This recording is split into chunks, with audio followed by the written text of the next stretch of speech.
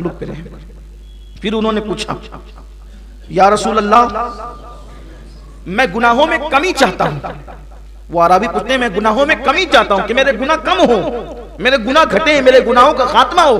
तो आका करीम सल्लल्लाहु अलैहि वसल्लम ने फरमाया, इस्तिग़फ़ार की कसरत करो, तुम्हारे गुनाह खत्म हो जाएंगे। इस्तिग़फ़ार पढ़ते रहो, अल्लाह की बात, अस्तग़फ़िरुल्लाह अस्तग़फ़िरुल्लाह अस्तग़फ़िरुल्लाह। इस्तिग़फ़ार की बात याद आई है तो मुझे एक बहुत जबरदस्त इस्तिग़फ़ार याद आया। काम है 2 मिनट का, लेकिन फायदा है लाखों साल से ज्यादा का। एक इस्तिग़फ़ार ऐसा है कि हुज़ूर अलैहिस्सलाम ने फरमाया कि अगर ये इस्तिग़फ़ार एक दिन में कोई सिर्फ 25 मरतबा पढ़े, कितनी मरतबा? सिर्फ 25 मरतबा, अल्लाह दुनिया ही में जीते जी उसका शुमार अब्दालों में फरमाएगा और क़यामत के दिन उसको अब्दाल की हैसियत से उठाएगा। ये अब्दाल समझे ना आप कौन है? अब्दाल वो लोग हैं अल्लाह जिनकी बरकत से बारिश नाजिल करता है। अब्दाल वो लोग हैं जिनकी वजह से, जिनकी बरकत से जमीन से सब्जा उगता है। अब्दाल वो लोग हैं जिनकी बरकत से मुसीबतें दूर होती है और अब्दाल की दुआ कभी रद्द नहीं होती। तो हुजूर अकरम सल्लल्लाहु अलैहि वसल्लम फरमाते हैं, जो मोमिनों के लिए 25 मरतबा ये इस्तिग़फ़ार करे वो अब्दाल में शुमार होगा। अब्दाल विलायत की बड़ी किस्म है अब्दाल, हालांकि आसान, बहुत सस्ता सौदा है। और मेरे आका फरमाते हैं ये इस्तिग़फ़ार दिन में 25 मरतबा पढ़ने वाला अगर पहाड़ को अपनी जगह से हटने की दुआ करे तो अल्लाह पहाड़ को भी उसकी जगह से हटा देगा, उसकी दुआ कभी रद्द नहीं होगी। आसान इस्तिग़फ़ार भी और पढ़ना 25 मरतबा 2 मिनट का काम। वह इस्तिग़फ़ार ये है, असल में तमाम मोमिनीन के लिए इस्तिग़फ़ार करने का हुक्म दिया गया। आका अलैहिस्सलाम ने ये तालीम फरमाई सहाबा को, अस्तग़फ़िरुल्लाह ली वली वालिदैया वली जमील मुस्लिमीन वल मुस्लिमात वल मुमिनीन वल मुमिनात अल अहयाई मिनहुम वल अमवात। जो इस इस्तिग़फ़ार को 25 मरतबा पढ़े रोजाना, यानी तमाम मोमिनीन के लिए जो इस्तिग़फ़ार करे वो मुस्तजाबुद दावत होगा, उसकी दुआ कभी रद्द नहीं होगी और उसका शुमार अब्दालों में होगा। इसलिए इसको याद करना आसान है, अस्तग़फ़िरुल्लाह ली वली वालिदैया वली जमील मुस्लिमीन वल मुस्लिमात वल मुमिनीन वल मुमिनात अल अहयाई मिनहुम वल अमवात। ये वल मुस्लिमीन वल मुस्लिमात वल मुमिनीन वल मुमिनात अल अहयाई मिनहुम वल अमवात तो हमें याद ही है, पढ़ते तो है ना हम लोग उसको, अत्तहियात शरीफ में पढ़ते ही, तो ये तो याद है सबको। बस इतना पढ़ना है, अस्तग़फ़िरुल्लाह ली वली वालिदैया वली जमील मुस्लिमीन, ये इतना इसमें ऐड कर देना है। इसका मतलब ये हुआ अस्तग़फ़िरुल्लाह ली, अल्लाह मुझे बख्श दे, मेरी मग़फ़िरत फरमा दे, वली वालिदैया और मेरे माँ बाप को बख्श दे, वली जमील मुस्लिमीन वल मुस्लिमात और जितने मुसलमान मर्द औरतें सबको बख्श दे, और जितने मोमिनीन मोमिनात सबको बख्श दे, और जिंदों को भी बख्श दे और मुर्दों को भी बख्श दे। ये उसका मफ़हूम है। 25 बार पढ़े इस्तिग़फ़ार की कसरत करो। और इस्तिग़फ़ार की कसरत सिर्फ गुनाहों को मिटाती नहीं है, इस्तिग़फ़ार की कसरत दर्जों में इजाफा भी करती है। इस्तिग़फ़ार की कसरत रिज़्क़ में बरकत भी अता करती है। इस्तिग़फ़ार की कसरत बे औलादों को औलाद का सबब बन जाती है। इस्तिग़फ़ार की कसरत बारान रहमत के नुज़ूल का सबब बन जाती है। बल्कि अल्लाह ने वादा किया कि महबूब जब तक तुम इनके दरमियान हो उन पे अजाब नहीं आएगा, और फरमाया जब तक ये इस्तिग़फ़ार करते रहेंगे तब तक इन पर अजाब नहीं आएगा। जब तक बंदा तौबा करता रहे, इस्तिग़फ़ार करता रहे, वो अजाब का शिकार नहीं होगा।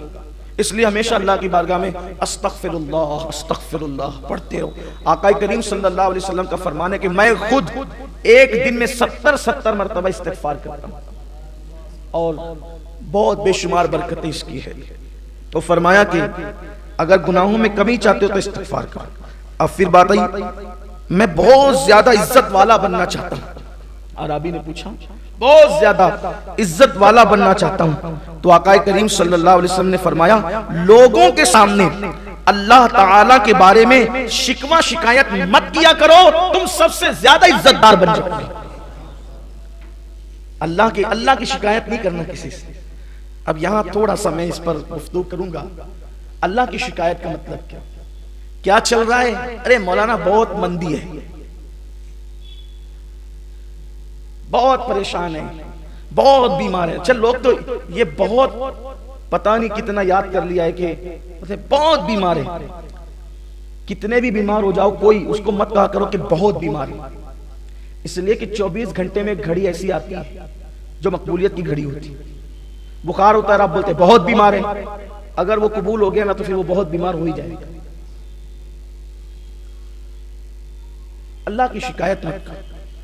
अगर बीमार हो तो दो लोगों के सिवा किसी को बीमारी नहीं बताना। बीमारी या तो तबीब को बताओ कि उससे दवा लो, या तो हबीब को बताओ कि उससे दुआ लो। लेकिन लोग इसका ख्याल नहीं करते। और ये भी है भाई, आप ड्यूटी पे क्यों नहीं आए तो बोले बीमार हो गया, आप फला जगह क्यों नहीं आए तो बोले बीमार हो गया, आप शादी में क्यों नहीं आए तो बीमार हो गया।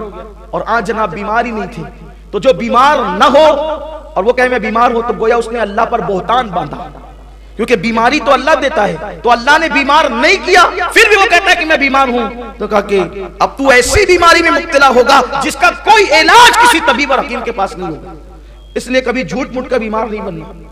अगर औरतों तक भी बात पहुंची तो उनसे भी कहता हूं कि झूठ मूठ के बीमार नहीं बनना। ठीक है, नहीं आए नहीं आए, मखलूक को राजी करने के लिए खालिक को नाराज लोग क्यों करते हैं। कभी नहीं कहना कि बहुत बीमार, अब बीमार थे चले ठीक है। बल्कि हमारे बुजुर्गों ने तो क्या अपने आप को बचाया है शिकवे शिकायत से।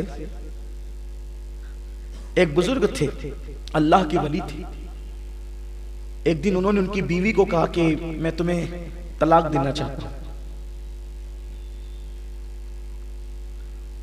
उनकी बीवी ने पूछा कि क्यों आप तलाक देना चाहते हैं मुझे, क्या मुझसे ऐसी गलती हो गई। तो उस बुजुर्ग ने, अल्लाह के वली ने फरमाया कि जब से तुम्हारा निकाह मेरे साथ हुआ और मेरा निकाह तुम्हारे साथ हुआ, हमारी एक दूसरे के साथ शादी हुई है, उस दिन से लेके आज तक तुम कभी बीमार नहीं पड़ी हो, इसलिए मैं तुम्हें तलाक देना चाहता हूं। क्योंकि अल्लाह बीमारी तो उसी को देता है ना जिसको वो महबूब रखता है। इसका मतलब अल्लाह तुमसे नाराज है, और जिससे अल्लाह नाराज हो मैं उसको अपने घर में नहीं रख सकता। ये सोचती, हालांकि आज सोच बदल गई। जो बीवी ज्यादा बीमार पड़ती है उससे लोग चाहते हैं कि जान छूटे। बल्कि कुछ ऐसे भी बदबख्त हैं कि जब तक बीवी अच्छी होगी उससे काम कराते रहेंगे, बीमार पड़ जाएंगे तेरे मैके चले जा, जरा वहां से इलाज करा के। कुछ लोग आकर मुझसे भी मशवरा लेते हैं कि शादी थी तो अच्छी थी, अब वो शादी के बाद उसको सफेद दाग हो गया तो मैं क्या करूं। मैं कहता हूं कि अगर तुझे होता है तो तू क्या करता। बीमारी किसी को भी हो सकती, तुझे होता है तो क्या करता। उसकी किडनी फेल हो गई, अभी तो 6 महीने भी नहीं हुए शादी को। उन्होंने हमसे छुपाया था, ठीक है छुपाया था, उन्होंने कसूर किया, तब शादी के बंधन में बंध गए। अगर तुम्हें यह मर्द होता तो तुम क्या कर लेते। और देखने में आ रहा है, अगर मर्द को बीमारी हो औरत मुकम्मल वफा करती है, लेकिन अगर बीवी को बीमारी हो जाए तो फिर मुझे मर्द वफा करते नजर नहीं आते। फिर खैरियत भी नहीं पूछती, खर्चा भी देते तो मुंह फेर के फेंक करके देते। याद रखना, अल्लाह के यहां देर है, अंधेर नहीं है। अगर तुमने किसी की बीमारी की वजह से उसका इस्तेहसाल किया, उससे नफरत की, उसको ताने दिए, उसकी बीमारी का मजाक उड़ाया, तो जब तक के उससे बदतरीन हालात से कुदरत तुम्हें नहीं गुजारेगी उस वक्त तक मौत नहीं आएगी। बीमारी पे लोग तलाक देने की बात करते हैं।